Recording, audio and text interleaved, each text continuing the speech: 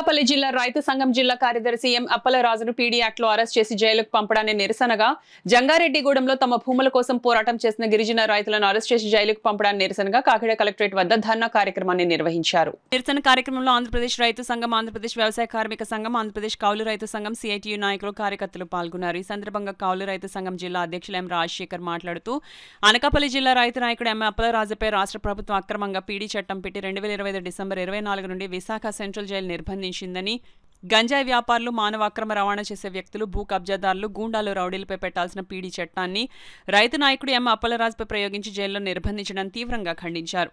జిల్లాలో కొమరగిరి రైతులపై నిర్బంధం పెట్టారని ఉప ముఖ్యమంత్రి పిఠాపురం వస్తే కొమరగిరి రైతులను పోలీస్ స్టేషన్కి తీసుకెళ్లడం ఏమిటని ప్రశ్నించారు. భూసేకరణ చట్టం పెట్టి రైతుల భూములు బలవంతంగా గుంజుకుంటున్నారని విమర్శించారు.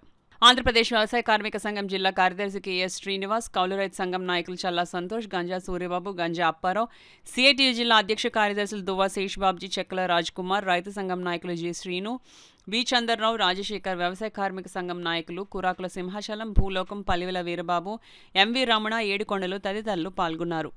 జరుగుతున్న అన్యాయం మీద అప్పలరాజు అండగా నిలబడడం ఈరోజు చేసినటువంటి ఘోరంగా ఈరోజు రాష్ట్ర ప్రభుత్వం భావించింది. అందుకనే ఈరోజు అప్పలరాజుని నిర్బంధంగా పీడీ యాక్ట్ పెట్టి అక్రమంగా జైల్లో నిర్బంధించారు.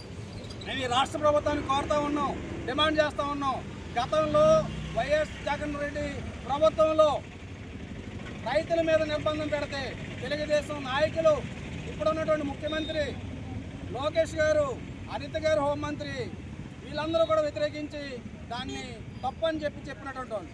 మరి ఈరోజు ప్రభుత్వం మారిన తర్వాత ఆ తప్పు ఈరోజు ఒప్పు అయిపోయిందని మేము ప్రశ్నిస్తూ ఉన్నాం. పీడీ యాక్ట్ పెట్టడం అంటే ఎవరి మీద పెడతారు? ఆయన ఏమైనా సారా వ్యాపారా, లేదా గ్యాంగ్స్టరా, రౌడీనా, లేదంటే మర్డర్ చేసినటువంటి వ్యక్తి?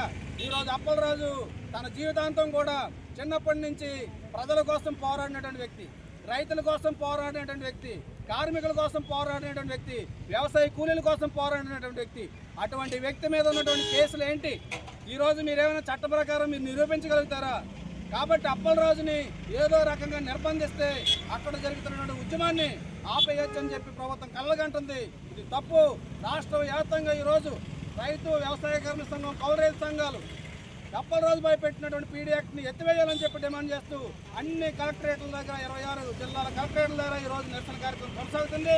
భవిష్యత్తులో పండుగ తర్వాత ఈ ఉద్యమం మరింత తీవ్రత దాల్స్తుందని చెప్పి తెలియజేస్తున్నాను. ఇప్పటికైనా ప్రభుత్వం పీడీ యాక్ట్ని వెనక్కి తీసుకోవాలని ఉన్నారు.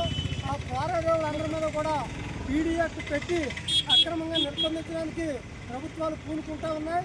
ఇది చాలా దుర్మార్గకరమైనటువంటి విషయం.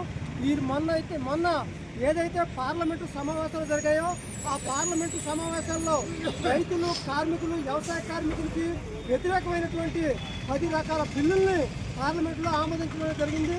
అందులో విత్తన చట్టం ఒకటి, రెండోది మరి కార్మిక లేబర్ కోడ్లు, మూడోది ఉపాధి హామీ పథకం, నాలుగోది ఏదైతే సీడు పెస్టిసైడ్ ఉందో ఇటువంటి బిల్లు, ఐదోది ఏదైతే పరిశ్రమల పేరుతో బలవంతపు భూసేకరణ చేయాలని ప్రయత్నిస్తూ ఉన్నారు. అదేవిధంగా నిన్నగాక మొన్న పిఠాపురం పవన్ కళ్యాణ్ గారు రావడం అనేది జరిగింది. కొమరగిరిలో రైతులు 30 సంవత్సరాల నుంచి 70 సంవత్సరాల నుంచి సాగు చేస్తున్న భూమిని మాకు చెందాలని చెప్పేసి పోరాటం చేస్తే ఆ కొమరగిరి రైతుల మీద పవన్ కళ్యాణ్ గారు వచ్చిన ఉద్దేశంతో వాళ్ళందరినీ కూడా తీసుకెళ్లి పోలీస్ స్టేషన్లో నిర్బంధించడం జరిగింది. ఆ రాజశేఖర్ గారు కూడా ఇక్కడే ఉన్నారు.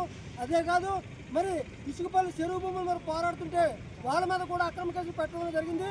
ఇటువంటి అక్రమ కేసులు వ్యతిరేకంగా రాష్ట్ర వ్యాప్తంగా ఈరోజు కలెక్టరేట్లో ధర్నా చేస్తూ ఉన్నారు. ఈ ధర్నా ఈ యొక్క అప్పలైన పెట్టిన కేసులు కూడా ఎత్తివేయాలని చెప్పేసి మేము రైతు సంఘంగా డిమాండ్ చేస్తా ఉన్నాం.